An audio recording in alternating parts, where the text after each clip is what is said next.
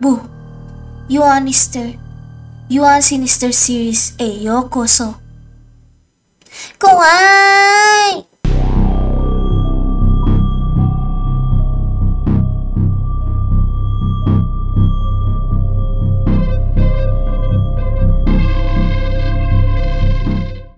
Blessing in your days, it's Yuan. Tang tang tang. Sending sunny thoughts on you. Halo, ini konten pertama aku. Jadi aku kasih tahu dulu ya untuk para penonton. Jadi apa itu Yuan Mister? Ada yang bisa tebak? Hai, betul. Jadi Yuan Mister adalah konten di mana aku menceritakan kisah-kisah horor, hantu, disturbing stories dan sebagainya. Semoga kalian suka ya. Yuk langsung aja kita mulai. Guys, kalian pasti punya rumah kan? Kalian semua pasti tinggal di rumah. Yang aku maksud mayoritas orang-orang Indo itu punya tempat tinggal di rumah. Atau tinggalnya di rumah maksudnya apa sih? Tapi beda dengan satu keluarga ini yang aku mau ceritain. Mereka itu tinggalnya di RV. Apa itu RV? Sodes. RV itu singkatan dari Recreational Vehicle. Itu loh kayak rumahnya Ben 10. Tahu gak sih punya Uncle Ben? Jadi mereka kan tinggalnya kayak di dalam bus gitu. Jadi kayak di dalam mobilnya itu ada ranjang, ada sink, ya pokoknya gitulah, kalian pasti ngerti kan. Jadi mereka bisa jalan kemana-mana. Cerita ini aku dapat dari Reddit oleh pengalaman seseorang. Oke, kita mulai aja. Oke guys, aku ingetin dulu, ini ceritanya lumayan disturbing ya. Oh ya, BTW, aku bakal ceritainnya dalam pandangan akuan ya, ngerti kan? Jadi kayak dari POV yang ceritanya, yang si pencerita. Awalnya, aku pikir ini menyenangkan. Kami tinggal di dalam RV, rasanya seperti liburan tanpa akhir. Minggu ini kami ke LA, Los Angeles. Minggu berikutnya kami di Salt Lake City. Nah, kami tidak tahu banyak tentang kehidupan kami sebelumnya sih. Kami tahu kami lahir di Portland. Kami tidak pernah bisa menetap terlalu lama. Jadi ngerti kan? Jadi kayak mereka tuh selalu pindah-pindah terus. Oh ya, yang cerita ini namanya Zachary. Oke. Dan dia dipanggil Zach. Aku panggil dia Zach aja ya. Orang tuaku, mereka sangat berusaha keras untuk memiliki anak. Itulah mengapa aku dan saudari kembarku sangat berarti bagi mereka. Nah, jadi si pencerita ini punya saudara kembar cewek, namanya Amelia. Jadi Zack dan Amel aja ya aku panggilnya. Jadi memang kami itu merupakan keajaiban kecil mereka. Aku sama Amel cukup dekat. Kami bisa dibilang satu-satunya teman satu sama lain. Kami homeschooling. Oh ya, jadi mereka tuh sekolah di rumah. Iya, karena mereka tinggalnya di RV juga, jadi emang sangat terisolasi gitu ya guys rasanya. Terus tidak pernah menetap di tempat yang menyenangkan gitu loh. Kami tuh selalu berkendara keluar dari jalur dan tinggal jauh di dalam hutan. Bisa dibilang lumayan tenang sih. Tapi siapapun yang tumbuh besar dekat hutan tahu, itu bukan tempat yang bisa sembarangan kamu ganggu. Pernah suatu hari, aku merasa ada sesuatu yang tidak beres sebelum ulang tahun kami yang ke-7 saat kami tinggal di sebuah tempat di BC bernama Kamloops. Itu nama tempatnya ya. Kami tidak seharusnya keluar diam-diam atau pergi dari pengawasan orang tua kami. Tapi waktu itu ya biasalah, kami anak nakal yang berusia 6 tahun dengan hutan yang luas dan belum dijelajahi di depan kami. Ya, kami pengen banget gitu menjelajahi hutan-hutan itu. Lalu kami tunggu orang tua kami sampai tertidur, lalu keluar lewat jendela RV. Gampang banget keluarnya karena itu cuman plastik yang di resetting. Bayangkan ya, nanti aku kasih gambarnya deh. Kasih gambar RV itu kayak gimana juga. Oke, lalu kami mulai berjalan hanya dengan senter murahan. Tapi tak lama, kami melihat sesuatu yang aneh. Sebuah cahaya, tapi bukan dari senter kami. Cahaya itu datang dari depan. Tidak lama sih untuk melihat siapa yang ada di depan kami. Ada seorang wanita yang memegang obor kecil, tapi dia tidak tampak seperti wanita. Rambutnya kusut, botak di beberapa bagian, kulitnya hampir kebiruan, dan tampak membusuk. Giginya kuning, dan ada yang hilang. Aku bahkan merasa bisa melihat sebagian rahangnya. Ia menggunakan gaun rumah sakit yang kotor. Aku tidak tahu di mana rumah sakit terdekat, tapi pastinya sangat jauh. Ingat, kami tinggal di hutan. Karena terakhir kali aku ingat berkendara di jalan beraspal adalah 3 jam sebelum kami mendirikan tenda. Aku dan Amel membeku karena ketakutan. Dan untuk pertama kalinya, kami gak jijik untuk menggenggam tangan. Makhluk itu mengulurkan tangannya yang kurus, tulangnya menonjol. Ia menggerang. Suaranya nyaris tak bisa dimengerti, seperti... Aku dan Amel langsung berlari. Dan aku menyeret Amel bersamaku. Entah bagaimana kami berhasil kembali ke Arfi. Gimana lagi ya, kami bisa berhasil masuk tanpa membangunkan orang tua kami. Malam itu, kami hampir tidak bisa tidur. Terlalu shock, bahkan untuk sekedar menyapa selamat pagi, apalagi menceritakan apa yang terjadi. Apa orang tua kami akan percaya jika kami menceritakannya? Lalu saat pagi, saat kami membuka pintu Arfi, kami melihat sisa-sisa yang kami tinggalkan semalam. Perapian yang sudah jadi abu, tongkat yang kami gunakan untuk menggambar di batu kini hangus. Meja darurat dengan beberapa kaleng kacang, semuanya hancur total. Bukan hal yang aneh sih jika hewan liar mengacak-ngacak perkemahan. Kami kan tinggal di hutan. Tapi ini kelihatannya sih bukan kerjaan hewan. Ini terlihat seperti sengaja dirusak, seperti ada rencana di baliknya. Terus ada tulisan di belakang Arfi kami. Ada tulisan dengan arang yang bertuliskan, "Kalian tidak bisa lari untuk selamanya." Apa maksud dari kalimat itu ya? Lalu ibu kami memasakkan kami sarapan, ayah kami membersihkan kekacauan itu. Lalu setelah itu, kami segera pergi. Ayah menyetir selama berjam-jam, dan bahkan tidak berhenti buat pipis. Ibu dan ayah berbicara bisik-bisik selama ayah menyetir. Aku pengen tahu sih mereka ngomongin apa, tapi gak kedengeran. Lalu malam itu karena mereka tahu kami ketakutan, akhirnya mereka ngajak kami makan malam di restoran sungguhan. Bener-bener langka banget. Mereka gak pernah ngajak kami, jarang banget. Hanya restoran kecil sih dan gak mahal, tapi ya tetap aja restoran kan. Tempatnya sepi. Itulah kenapa orang tuaku suka. Mereka gak suka banget, mereka benci makan di tempat keramaian. Ya aku seneng banget sih. Aku minum root beer, aku makan cheeseburger. Dan itu adalah impian untuk anak umur 6 tahun sepertiku. Nah ini bukan di Indonesia. Kalau Indonesia kita makannya nasi ya guys. Tapi makan McD juga udah seneng sih.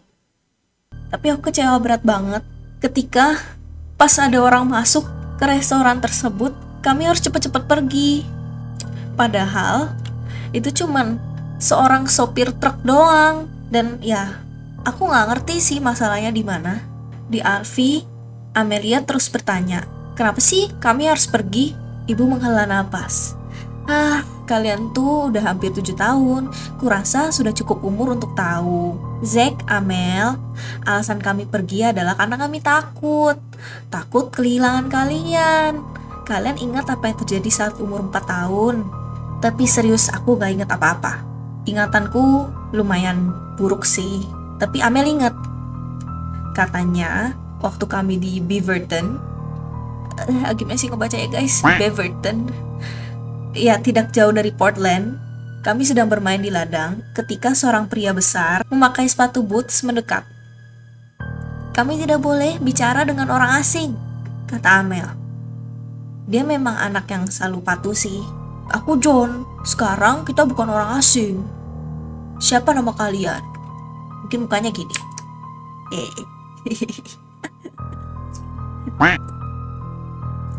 "Aku Zack dan itu saudara kembarku Amel. Kami 4 tahun dan ulang tahun kami 26 Juli 2002. Kataku yang bilangnya gitu. Tapi aku yakin Amel hanya mengarang supaya aku terlihat bego.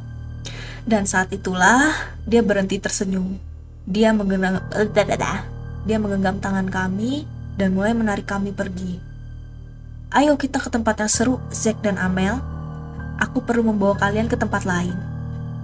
Ibu kemudian mulai menangis ketika mengingat cerita tersebut. Benar, Kalau ayahmu dan aku tidak memergoki kalian tepat waktu, mungkin kami tidak akan pernah melihat kalian lagi. Bentar, ekspresi nangisnya lupa. Gini. Benar, kalau ayahmu dan aku tidak memergoki kalian tepat waktu, mungkin kami tidak akan pernah melihat kalian lagi. Aku membawa kalian ke tempat aman. Dan ayahmu. Nah, ini jawaban. Tunggu. Ini jawaban ayahnya. Aku tembak bajingan itu. Ini beneran ya, papanya yang ngomong gitu. Aku tembak bajingan itu di kakinya, biar dia tahu rasanya ngerangkak pulang sakit, kata ayah dingin. Aku dan Amel cuman saling natap aja. Ya udahlah ayah, aku mau tidur sekarang, kata Amel. Dia memanjat melewatiku, naik ke atas tempat tidurnya. Malam itu kami berhenti, entah di mana, mungkin di pedalaman Bisi atau Alberta. Aku menatap keluar jendela. Kulihat dia, wanita itu lagi. Dia menatap ke arah kami yang tidur di ranjang bertingkat, mengulurkan tangannya yang panjang dan bertulang-tulang. Aku gak mau lihat. Aku membalikkan badan aku dan aku berusaha tidur. Tapi gak bisa karena aku tahu ada yang ngeliatin aku di sana. Hidup terus berjalan seperti itu. Kemanapun kami pergi, wanita itu ada di sana. Sampai aku dan Amel gak berani lagi menjelajah. Lalu ketika kami semakin besar, kami mulai bosan. Tapi juga karena pengalaman waktu kami di Kamloops itu meninggalkan trauma. Tapi si wanita itu tetap tidak berhenti mengejar kami. Kami lagi di jalan tol aja, sekilas ada dia. Kalian tunggu dulu. Kalian tuh tahu kan cerita-cerita ini kayaknya mirip 11-12 kayak di Indo juga deh. Kalau ngeliat setan di jalan tol kan suka ada ya, kata orang-orang, kayak suka lewat sekelebat gitu gak sih? Terus setiap kali dia muncul, kayak ini dimanapun ya, kayak kami lagi buat api unggun, kayak sekelibat, kami melihat dia. Dan setiap kali dia muncul, dia pasti mengeluarkan dia selalu mengeluarkan suara yang aneh, yang kayak dan ya lama-lama akunya mulai kebiasa sih, ya sedikit lebih terbiasa lah. Lalu semuanya mulai masuk akal. Sehari sebelum ulang tahun ke-14 kami, saat itu ibu dan ayah sedang pergi. RV kami diparkir tidak jauh dari pemukiman. Mungkin sejam sih kalau jalan kaki. Tapi kami gak takut. Soalnya kami udah cukup lama hidup di hutan. Kami tahu, jika kamu tidak mengusik hutan, hutan pun tidak akan mengusikmu. Lalu wanita yang menghantui kami sekarang lebih seperti gangguan aja sih. Aku sedang membaca saat itu. Amel sibuk mencari makanan di RV. Biasalah. Kemudian Amel berteriak, Zack, sini, lihat deh, lihat ini. Aku mendesah. Apa sih? Aku tuh udah tinggal di RV kecil ini hampir 14 tahun. Aku tuh udah tahu semua isinya apa. Tapi ternyata aku salah. Di bawah bantalan kusir supir yang ditarik Amel, entah kenapa dan bagaimana caranya, ada kotak di sana. Kecil, agak penyok, karena bertahun-tahun diduduki oleh ayah. Amel kelihatan semangat banget buka kotaknya. Isinya kertas-kertas. Lupain aja lah Mel, pasti cuma dokumen kerja ayah, kataku. Tapi ekspresi wajah Amel dari bingung jadi ngeri dan membuatku ikut penasaran. Emang sih itu kertas-kertas, dokumen, tapi bukan soal kerja. Itu adalah akta kelahiran kami. Tapi nama orang tuanya kok bukan nama orang tua kami ya? Mungkin kita diadopsi, kataku. Kemudian Amel mengeluarkan selembar lain. Aku benar-benar menggelengkan kepala. Lalu ia menyerahkannya kepadaku dengan tangan yang gemetar. Aku juga shock banget pas aku baca. Isi beritanya, bayi kembar hilang dari rumah sakit di Portland 27 Juli 2022. Christopher Clark Jr. dan Emily Clark Pencarian masih berlangsung. Siapapun yang memiliki informasi diharapkan segera melaporkannya ke pihak kepolisian. Claire, Christopher, itu bukan nama kami. Nama belakang kami sekarang adalah Brown. Itu nama keluarganya ya, jadi Zachary Brown sama Amelia Brown. Cuman yang di kertas itu namanya jadi nama aslinya mereka Christopher Clark dan Emily Clark. Aku sudah merasa aneh. Aku merasa ini semua menjadi buruk. Lalu perasaanku benar. Amelia mengeluarkan lagi sepotong kertas koran, isinya, ibu 2 anak di Portland ditemukan tewas di rumah sakit. 27 tahun baru saja melahirkan bayi kembar yang kini hilang. Ketika ia ditemukan tewas tercekik di tempat tidurnya sendiri. Sketsa polisi atas para tersangka. Kami melihat sketsa dari polisi itu. Tidak persis, tapi ya, hanya 2 wajah itu yang pernah kami lihat seumur hidup kami, yaitu ibu dan ayah kami. Rekaman CCTV menunjukkan 2 tersangka melarikan diri melalui pintu belakang rumah sakit dengan 2 bayi. Pencarian terus berlangsung. Jika ditemukan, jangan mendekat. Segera hubungi pihak berwajib. Kami terdiam. Amel dan aku dengan tangan gemetar sambil mengambil potongan kertas. Berita itu dari tahun 2006, saat kami berusia 4 tahun. Seorang pria di Oregon mengaku melihat 2 anak yang hilang dan diserang oleh pelaku. Harapan baru muncul dalam kasus yang telah membeku selama 4 tahun. Suami dan ayah dari korban menyampaikan pesan ini. Untuk bayi-bayiku. Aku tidak tahu kalian ada di mana, tapi aku tidak akan pernah kehilangan harapan bahwa suatu hari nanti akan melihat wajah kalian lagi. Mungkin kalian bahkan tidak tahu siapa aku, tapi itu tidak mengubah apapun. Sampai kita bertemu lagi, ayah cinta kalian. Kami bahkan tidak bisa berkata apa-apa. Kami mau bilang apa juga, kami hanya diam. Lalu terdengar gedoran keras di dinding RV. Kami kaget dan kami menoleh keluar. Itu si wanita dengan gaun rumah sakit, lebih dekat dari sebelumnya. Kami bisa melihat kulitnya yang kebiruan, matanya yang hazel, mirip mata Amel. Rintihnya, sambil mengulurkan tangan ke arah kami, aku melihat ke clipping koran di tangan. Ada foto korban di sana. Aku tempelkan kertas itu ke jendela sambil menatapnya.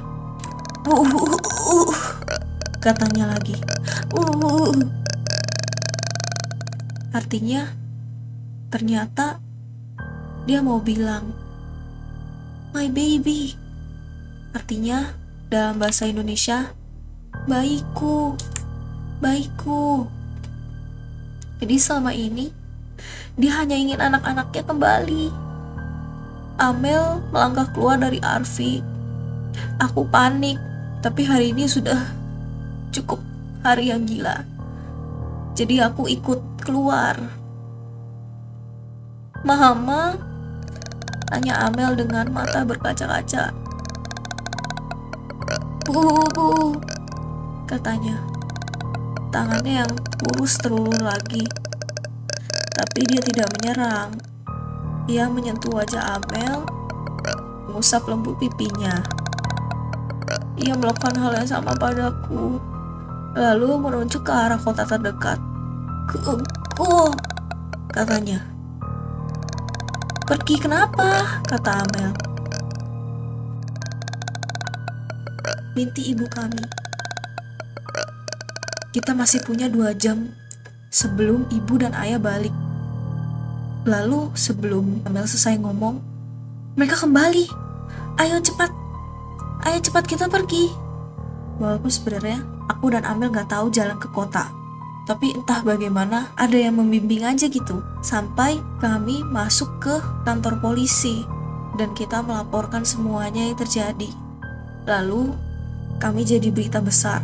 Mereka menyebut orang tua kami penghuni terkutuk dari hutan. Mereka dianggap penyihir yang jahat yang menculik dan menyembunyikan kami dalam hutan. Mungkin itu yang benar. Aneh ya melihat mereka di penjara, dihukum seumur hidup. Karena gimana pun juga sebenarnya mereka yang membesarkan kami selama hampir 14 tahun. Kami kemudian bertemu dengan ayah kami yang sesungguhnya. Ayah menangis saat melihat kami, tapi kami tidak. Aneh sih rasanya. Dia emang ayah kami. Tapi maksudku, mungkin aku pernah melihatnya berapa jam setelah lahir. Tapi rasanya ya gak ada ikatan, butuh waktu. Tapi perlahan kami mulai terbiasa sih dengan kehidupan yang baru di rumah. Dengan kasur, dengan kamar sendiri. Tidak lagi sembunyi-sembunyi, tidak lagi hidup di hutan, damai. Meskipun aku tetap sering menyelinap ke kamar Amel. Setelah semua ini, aku masih gak bisa tidur sendirian. Satu malam, kami dengar ketukan di jendela. Kami terbangun, dan ternyata wanita itu lagi. Mama, aku bertanya, bisakah dia tinggal? Bisakah aku hidup dengan keluarga yang selama ini kuimpikan? Seakan dia membaca pikiranku. Dia menggelengkan kepalanya. Aku harus pergi, bayi-bayiku, katanya, mengulurkan tangannya ke arah kami melalui jendela, lalu perlahan menghilang ke dalam gelap malam. Kami tidak pernah melihatnya lagi setelah itu. Tapi kami tahu, dia selalu ada di hati kami. Dan kali ini, kami tak akan lari. So, itu ceritanya teman-teman. Jadi, plot twist banget gak sih? Aku jujur lumayan sedih sih pas bacanya. Aku coba cari beritanya, tapi gak ketemu. Apa karena udah terlalu lama ya, kayak di Portland 2002 gitu. Tapi intinya ini pengalaman orang ini sih, pengalaman si Zack ini yang dia share lewat Reddit gitu. Dan plot twist banget, aku masih gak nyangka. Pantesan aja kan mereka satu keluarga kayak gak pernah menetap, kayak pindah-pindah terus. Ternyata orang tua palsunya ini takut ketangkep, ya gak sih? Anyway, sampai di sini dulu semuanya. Thank you udah dengar ceritanya. Thank you kalau udah stay sampai akhir. Arigato ne. Don't forget to like, subscribe. Kebalik. Don't forget to subscribe, like, and comment, and share this. Arigato. Arigato minna. Arigato gozaimasu. Oke, kita udahan dulu. Oh ya, ditunggu cerita selanjutnya. Aku sih plannya, gak apa-apa ya, kita ngobrol dikit-dikit dulu. Aku sih plannya bakal upload seminggu mungkin 2 kali atau 3 kali. Kalau aku rajin mungkin 3 kali. Ya, teman-teman bantu aku ya. Semoga channel ini bisa terus berkembang. Aku pengen punya subscriber banyak, viewersnya juga banyak. Ya apapun itulah yang bisa buat channelku berkembang. Minta bantuannya ya teman-teman. Thank you Mina. Arigato minasan. Tane.